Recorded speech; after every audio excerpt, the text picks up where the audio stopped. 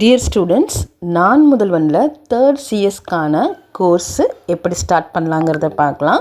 So அதுக்கு நீங்கள் பண்ண வேண்டியது ஃபஸ்ட்டு டிஸ்கிரிப்ஷன் லிங்க் இருக்குது. அந்த லிங்க்கை கிளிக் பண்ணி ஃபஸ்ட்டு சைன் அப் பண்ணுங்கள். இது கூகுள் கேட்கும்.